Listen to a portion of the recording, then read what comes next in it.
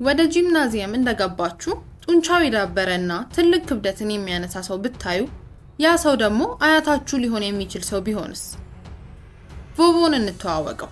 ብራዚላዊው ይህ ሰው እድሜ ቁጥር ብቻ እንደሆነ የሚያረጋግጥልን ሲሆን ዛሬ ከወፍራምነት ወደ ሰውነት ማጎልመስ የደረሰውን ከ50 ዓመት በኋላም ቢሆን እጅግ አስገራሚ ለውጥ ያመጣውን ሰው ታሪክ እንቃኛለን። ይህ የቮቮ ቦዲ ቢልደር ታሪክ ነው።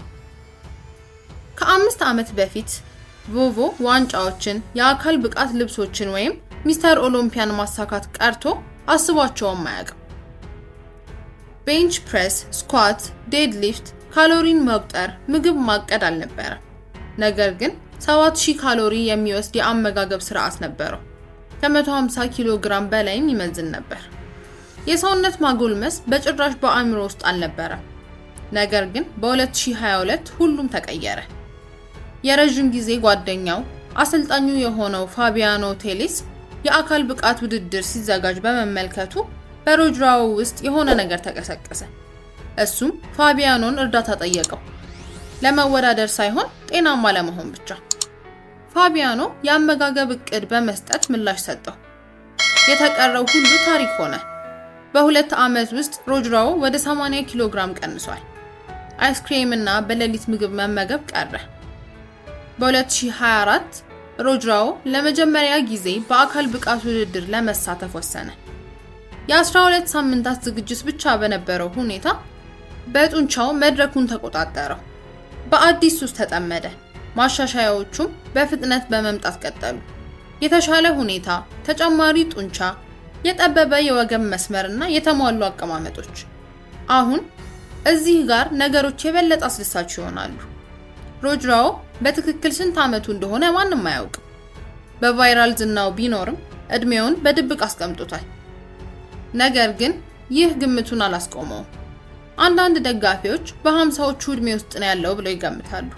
ሌሎች ደግሞ በ60ዎቹ ውስጥ እንደሆነ እርግጠኛ ናቸው። ጥቂቶች ደግሞ 70ዎቹን እየገፋ እንደሆነ ያስባሉ። እውነቱ ምንም ለውጥ አያመጣም። ምክንያቱም 54ም ይሁን 70 እሱ እያደረገ ያለው ነገር ተራ ነገር አይደለም።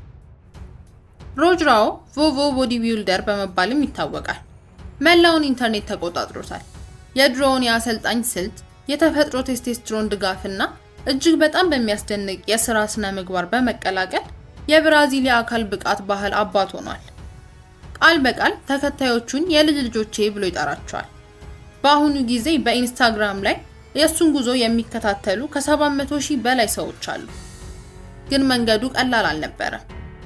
የአርኖልድ ክላሲክ እና የተጨማሪ ምግብ ስፖንሰርሺፕ ድባብ ከመምጣቱ በፊት ሮጅራዎ በሌሊት ጥበቃ ስራ ላይ ነበር።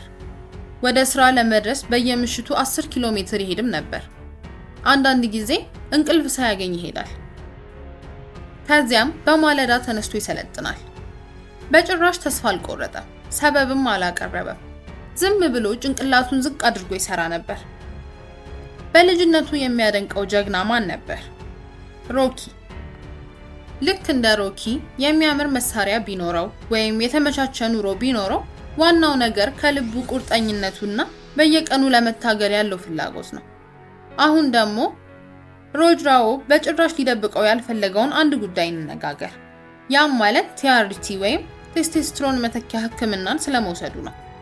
ለዓመታት በከፍተኛ ውፍረትና የአካል ድካም ሲሰቃይ ከቆየ በኋላ ሮጅራዎ ሰውነቱ የሚፈልገውን ያህል ሆርሞን ማመንጨት እንደማይችል ተረዳ። ድካም፣ የአእምሮ ጭጋግ እንዲሁም የመነሳሳት እጦት እንዳለበት በድንገት ግልጽ ሆነለት። ቲአርቲ ውሸት አልነበረም። ይልቁንም የተጎዳውን ነገር ማስተካከል ነበር። እንዲህም ሆኖ ምንም ነገር ቀላል አልነበረም። ለውጡ የተገነባው ቲአርቲ የሚባል ነገር ከመኖሩ ከረጅም ጊዜ በፊት ነው። በላብ ጥብቅ በሆነ አመጋገብ፣ በጨለማ ውስጥ በእግሩ እየተመላለሰ በመስራት እንዲሁም ማንም ሳያየው ክብደት በማንሳት ነው ውጤቱን ያገኘው። ሮጅራዎ እንዲህ በማለት ግልጽ ያደርገዋል። ቲአርቲ ጤንነቱን እንዲያስተካክል ረድቶታል እንጂ ስኬቱን የፈጠረው በውስጡ የነበረው ተነሳሽነት ነው። ሮጅራዎ ለተከታዮቹ በተደጋጋሚ እንዲህ ይላቸዋል። ይህ መልእክት የተላለፈው ስፖርተኛ ለመሆን አይደለም፣ ይልቁንም ለውጥ ለማድረግ እንደሚቻል ለማሳየት ነው። ጊዜው አልፏል ብላችሁ ለምታስቡትም ጭምር እንደ ሮኒ ኮልማን እና ኬቨን ሌብሮን የመሳሰሉት ታላላቅ አትሌቶች በመነሳሳት ወደ መድረኩ ከመውጣታቸው በፊት ሰውነታቸውን በመቆጣጠር ድርቀት እንዲፈጠር ያደርጋሉ። በራሱ አንደበት ሲናገር ትንሽ ስልት ብቻ ነው የሚያስፈልገኝ ይላል። እንደ ኦሜጋ 3፣ ጎልድ ዌይ እና ቴስቲ ዌይ ያሉ አስፈላጊ ነገሮችን የሚያቀርብ አዳፕቶጅን እንዲሁም ከታመኑ አጋሮች የሚገኘውን የሆርሞን ድጋፍ በመጠቀም ሮጅ ራኦ ዘላቂነት ያለውና ሙያዊ የአካል ብቃት አኗኗርን መገንባት ችሏል። አሰልጣኙ ፋቢያኖ ከጎኑ በመሆን የእሱን የህይወት ሁኔታና የሥራ ሁኔታ ከግምት ውስጥ በማስገባት እቅዶቹን ያስተካክልለታል። በጂም ውስጥ በጣም የሚወደው እንቅስቃሴ ምንድነው ስንል ግዙፍና ክብ የሆኑ ትከሻዎችን ለመገንባት የሚደረጉ እንቅስቃሴዎች ናቸው። አሁንም እያንዳንዱን እሁድ እንደ አዲስ ጅማሬ አድርጎ ይቆጥረዋል። ቀኑን በሁለቱ ተወዳጅ ፕሮቲኖች በመጀመር ለተመልካቾቹ አደረጃጀት፣ ልምድና ትንሽ ደስታ ረጅም ዕድሜ ለመኖር ቁልፍ እንደሆኑ ያስታውሳል። የሮጅ ራኦ ታሪክ ስለ ጡንቻ ብቻ አይደለም፣ ነገር ግን ስለ ራስን ነፃ ማውጣት ነው። ዕድሜ ምንም ቢሆን በህይወት ላይ ስልጣን ስለመያዝ ነው። ተግሳጽን ወደ ነፃነት ስለመቀየር ነው። ሌሊቱን ሙሉ ከመንቀሳቀስ ጀምሮ እስከ መድረክ ላይ መቆም የሮጅ ራኦ ጉዞ ህልሞችን የሚያቀጣጥል የአሸናፊነት ተረት ነው። ፍጹም አካል፣ የሚያምር ጂም ወይም የስፖንሰርሺፕ ስምምነቶችን ይዞ አልጀመረም። ይልቁንም የጀመረው ቆራጥ ውሳኔን በማድረግ ነበርና። የዚህን ድንቅ ሰው ታሪክ እንደወደዳችሁት እንዲሁም እንደተማራችሁበት አንጠራጠርም። ያላችሁን አስተያየቶች ኮሜንት ላይ አሳውቁ። ላይክ እና ሰብስክራይብ ማድረግ እንዳትረሱ። በቀጣይ ቪዲዮ እስክንገናኝ መልካም ጊዜ።